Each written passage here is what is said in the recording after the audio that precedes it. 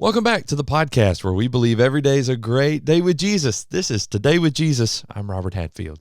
And I'm Dan Winkler. I've got a question for you. Okay. I see you're wearing a hoodie.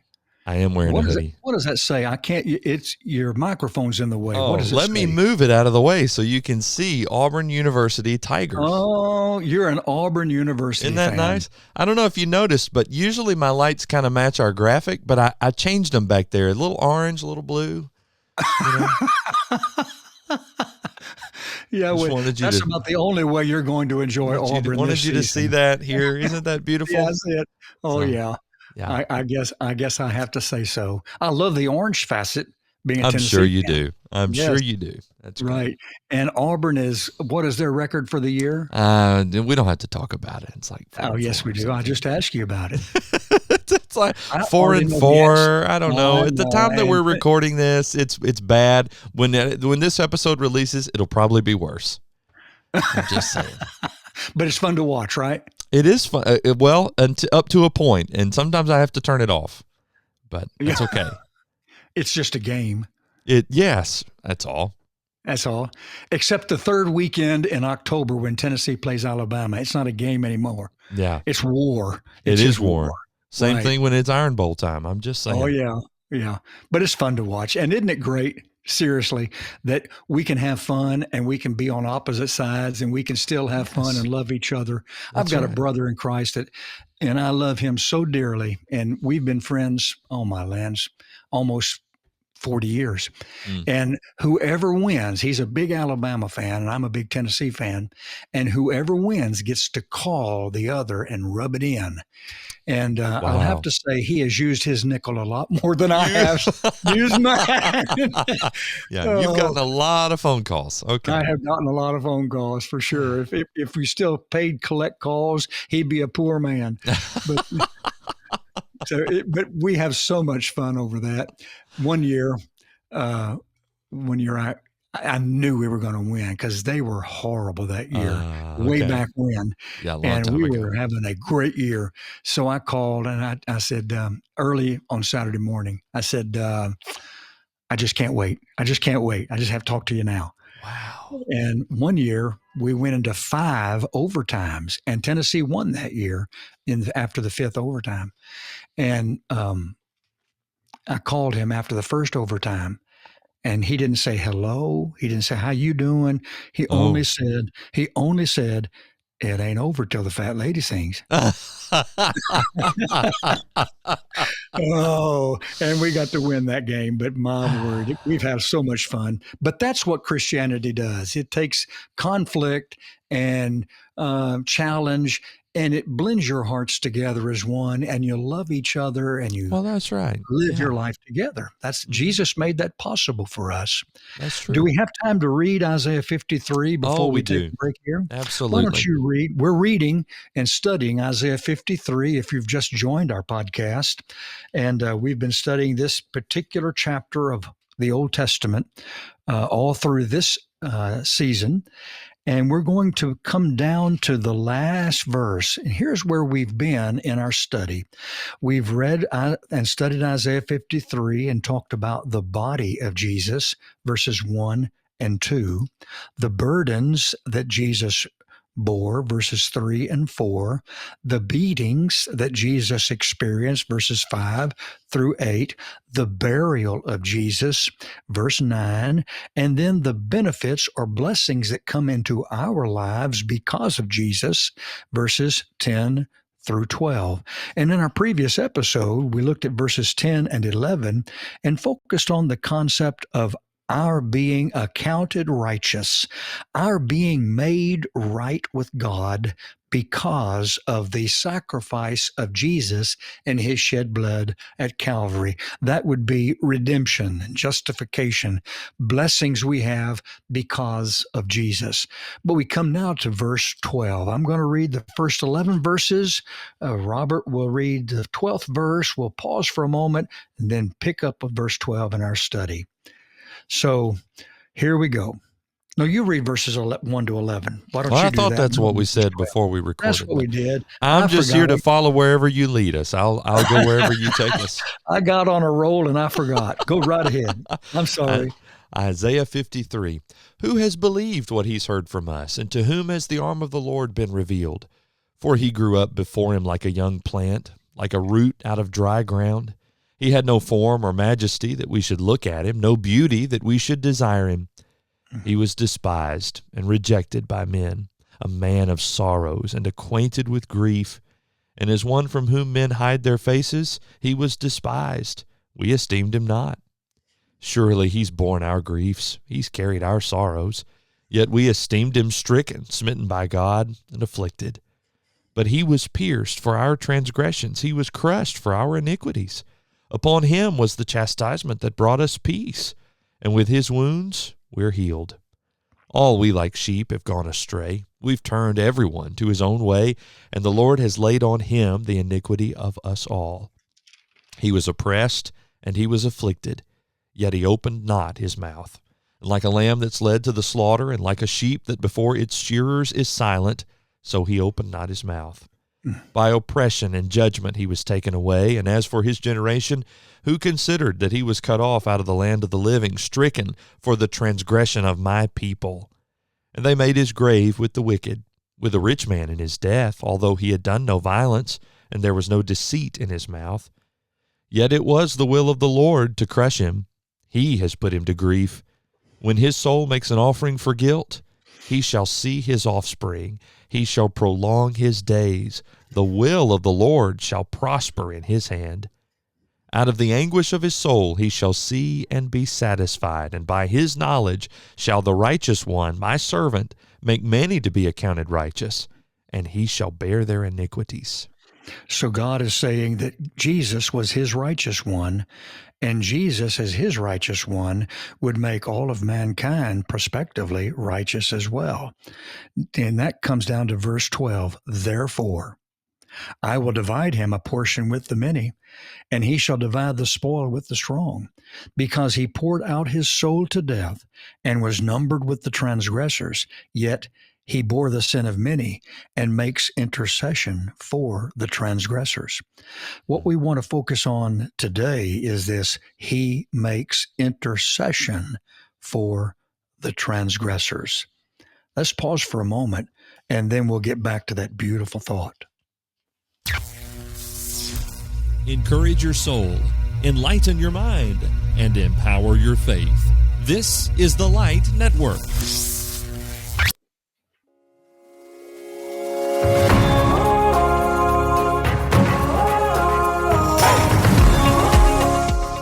This is Today with Jesus, Season 11, Episode 8.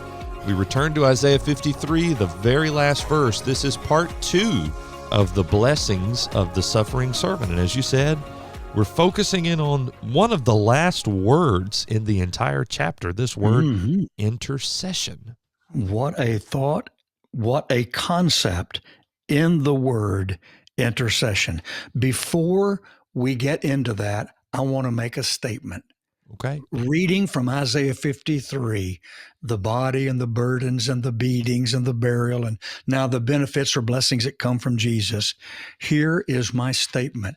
I'd like to encourage those that are sitting down, if you're driving in a car, just kind of put it in your mind or pull over before you write it down somewhere.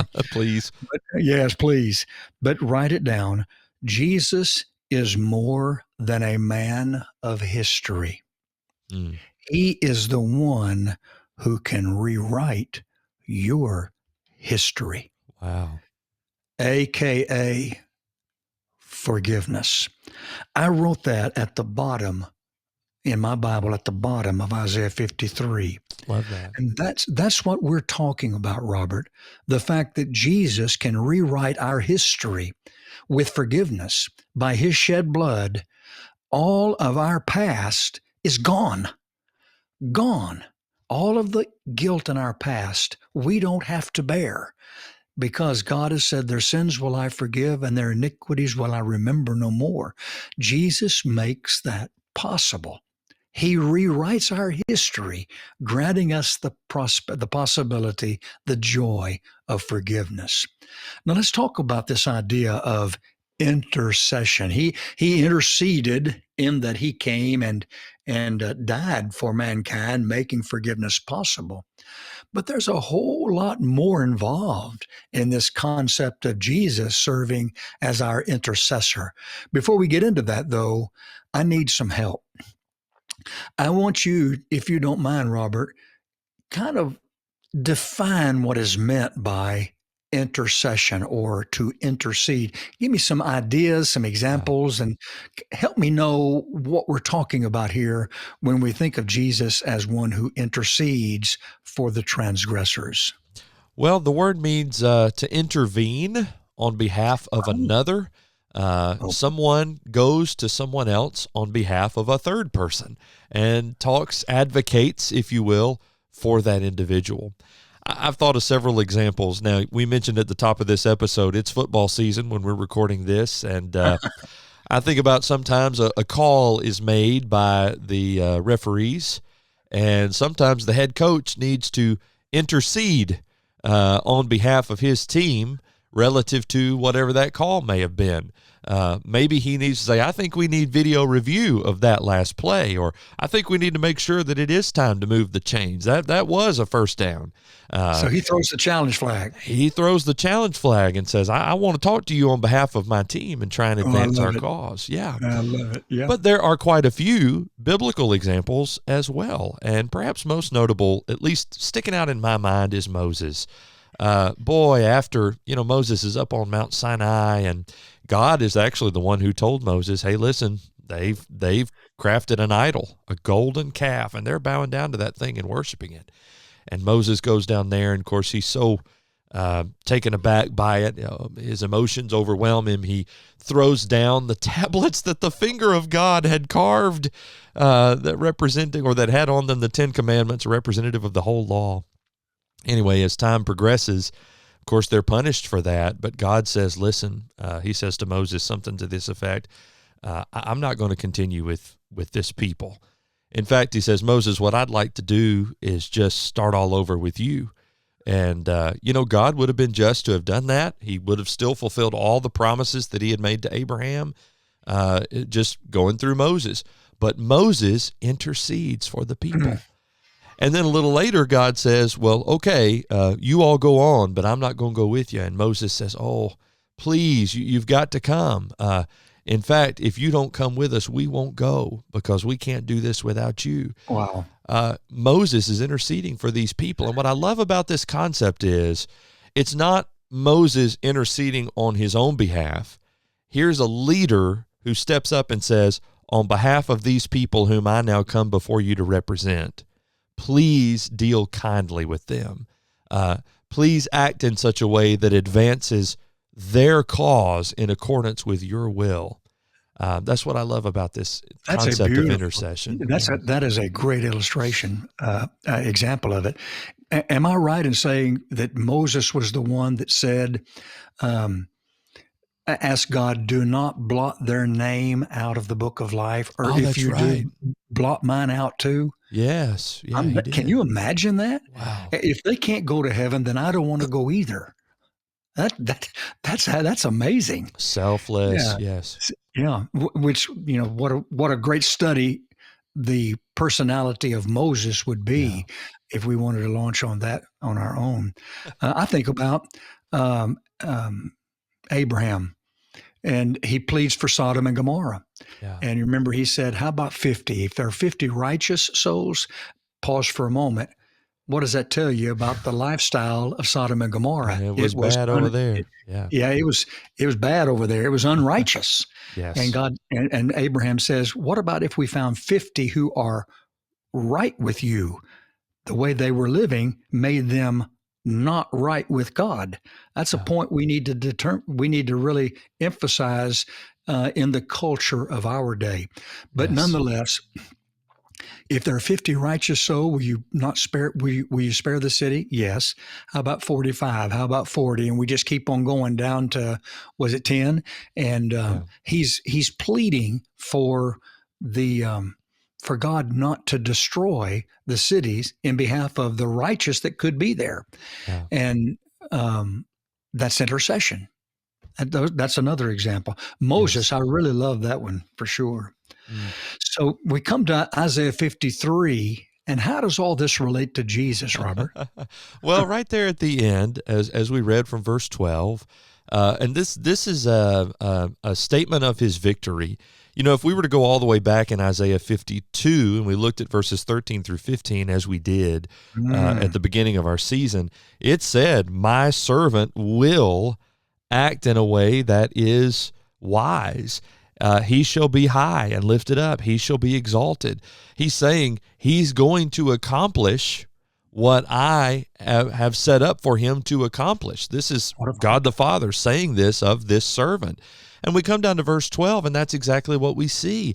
"I will divide him a portion with the many. He shall divide the spoil with the strong." This is victory language. All the things that Isaiah, through predictive prophecy, has said the Messiah will accomplish.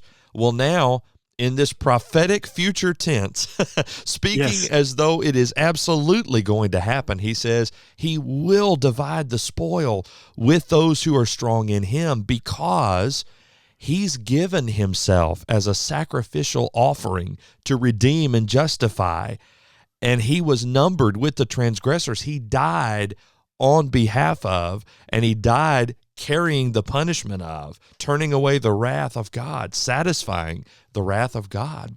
And then it says, he bore the sin of many and makes, present tense, Ah, makes intercession for the transgressors. So even Isaiah said, but the rest of the New Testament corroborates this, the work of Jesus is not merely a past tense I love it. thing.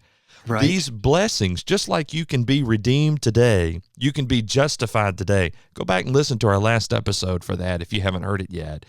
But also, Jesus does intercede for us today. That's the Yes. point that we wish to make in this episode. I love your terminology, verse 10 and 11. This is victory language. Mm, And combining that with chapter 12, 13, and following, mm, it's like this section of scripture begins by God saying, He's going to, and then it concludes by saying, and He did. and he did. So he was victorious in the plan that God had for his life and in making a plan for mankind possible. What Mm, what a thought. But let's camp on this concept of he makes intercession. Give me, through this example of Moses and Abraham, give me your definition of intercession one more mhm. time, and let's apply it now to Jesus Yeah. making intercession for us. I think about somebody who steps in between to speak to someone else on behalf of another. Moses spoke to God on behalf of the children of Israel. Abraham spoke to God and bargained, in a sense, on behalf of the citizens of Sodom and Gomorrah, and of course, where his relative Lot and his family had settled. And here There you is go. Jesus stepping in and talking to God on behalf of his people. Yes. So it says that Jesus makes, and I appreciate your pointing out this is present tense, not he made, Yeah. directing us back to Calvary, but something that he continues to do. And this takes my mind, when I see intercession, my mind always goes to the book of Hebrews. Yeah. And so let's spend a little bit of time in this wonderful book and what it says about Jesus making intercession, uh, speaking to God in our behalf, as you have said, for us today as Christians. Let's turn first of all to Hebrews chapter 2. Mm. Hebrews chapter 2. All of this could fall under the umbrella of what we read in Hebrews 7. I think it's about verse 25. Yeah. He always lives to make intercession for us. This is what Jesus is doing right now Mm. for us. Yes, he has made redemption possible, justification, forgiveness possible. He did that by shedding his blood back when he died at Calvary. And that blood serves as the price by which God's wrath is satisfied, and we are given the opportunity to be right with God. Intercession is not something that Jesus did back when. He did that, but it's something that continues even to this present day. So he ever lives. That means right now he is living to make intercession for us.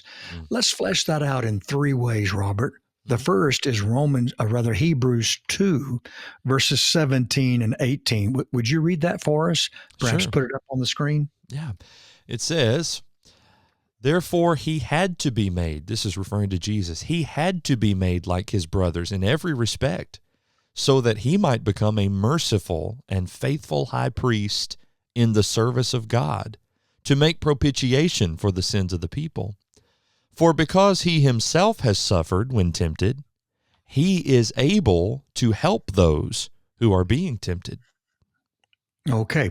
He was made, or he became, a merciful and faithful high priest. Now, Robert, in my study, see if I'm correct, see if you found the same.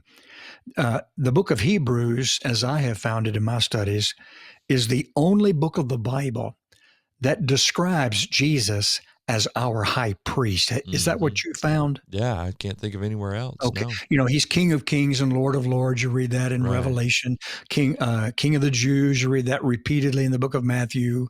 Yeah. But high priest, he's described as high priest only in the book of Hebrews. Now, that concept or description alone, I remember, was it a couple of seasons back, we focused on the monikers of Jesus, Uh-huh. or descriptors rather of Jesus in the book of Hebrews. What a great study that was for Yeah. 2 seasons, really. Yeah. The idea of him serving as a high priest is the idea of him making intercession Mm-hmm. because of what a high priest did, according to Hebrews chapter 5.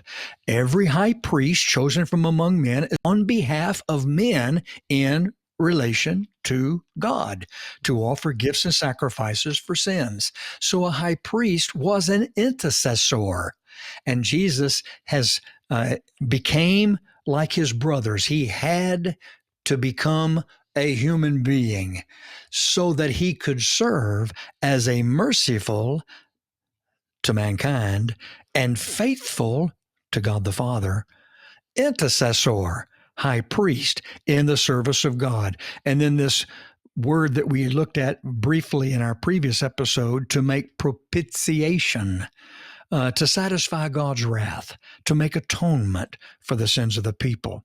For because he himself has suffered when tempted, he is able to help. And here's the point at hand. He is able to help, run to the side of, to help those who are being tempted. Mm. Here, Jesus is, as an intercessor, is presented as someone who is on our side when we are being tempted. When there's something we know we should not do, and yet we want to do it anyway. Mm-hmm. That's temptation. Each man's drawn away by his own desires and enticed. Each man is tempted when he's drawn away by his own desires and enticed, James 1:14. So I want to, I shouldn't. What do I need to do? I'm struggling with this. I don't want to, but I want to. And Jesus talks to God for us when we're struggling in that regard. Comment on that for me. Reminds me of what Jesus says to Peter in Luke 22. Satan has desired to have you. He wants to sift you like wheat. Boy, that doesn't sound good. But Jesus says, but this is Luke 22:32. Oh, I love this. Yes. But I have prayed for you that your faith may not fail. And when you have turned again, strengthen your brothers. Oh, now, that's a great compliment. Other than Luke recording this, Jesus saying it to Peter, we don't have any specific record that Jesus had gone off to himself and prayed for Peter in that moment. But Jesus was willing and eager to do it. I also think this is personal. When I'm tempted, Now, Mhm. the writer is talking about, people in a collective way. He's able to help those who are being tempted, but he does it on a personal level. He's able to help me when I am in the crucible, so to speak, when I'm being tempted. Mhm. It's not Yes. that his intercession makes it possible for God to sweep anything under the rug. That's not what he's saying. It's saying, Satan's against me. He's coming to steal, kill, and destroy. But Jesus is for me, and he's praying for my strength, and he's already equipped me through his word to have everything I need for life and godliness. So I can know in that moment when I'm grappling with what to do, Jesus is for me, personally for me.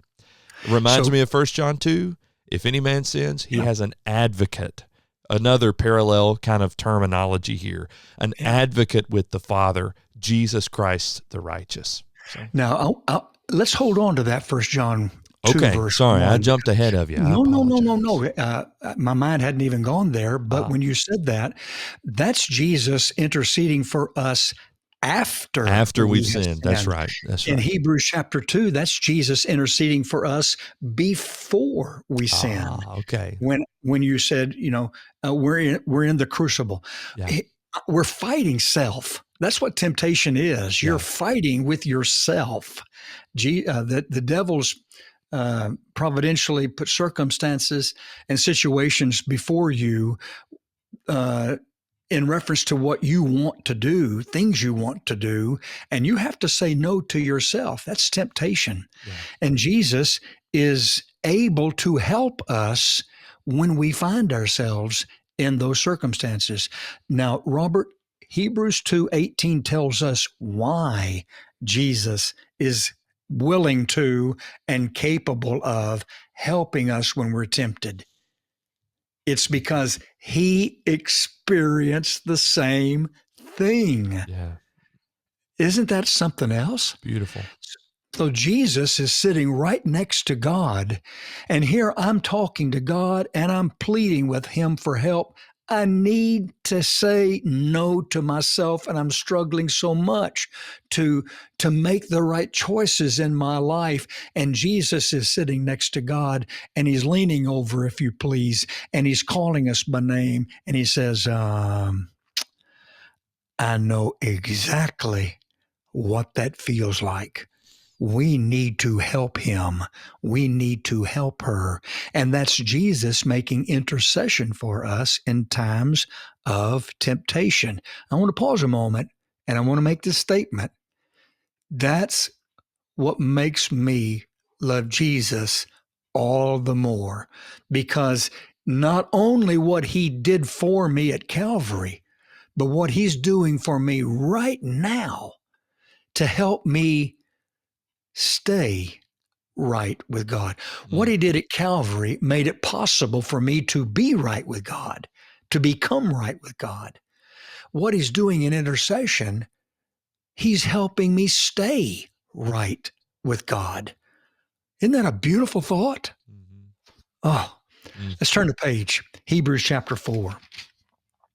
Here's another time for intercession, Mhm. verses 14 to 16. Could you read that one for us? Sure. Hebrews 4, 14 to 16. Since then we have a great high priest who has passed through the heavens, Jesus, the Son of God. Let us hold fast our confession. For we do not have a high priest who is unable to sympathize with our weaknesses, but one who in every respect has been tempted as we are, yet without sin. Let us then with confidence draw near to the throne of grace, that we may receive mercy and find grace to help in time of need. Okay. I love verse 14. He's passed through the heavens, plural. So he mounted a chariot of clouds and he levitated from this earthly ball of clay and he began to arise and ascend through the, as we call it, home of the birds, and then through the home of the stars. And then he was jettisoned into another dimension of existence, into the very home of God, where he is to this day.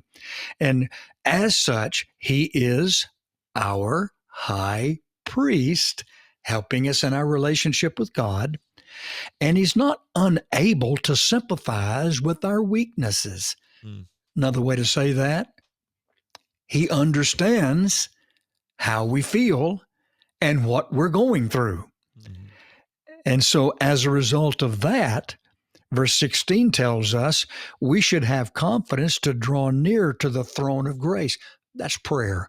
We should have confidence in the process of prayer, confidence in our relationship with God as our Father to talk to Him about life, that we may receive mercy and find grace to help us in time of need. And if memory serves, the word help there is the same root term translated help back in chapter 2, verse 18.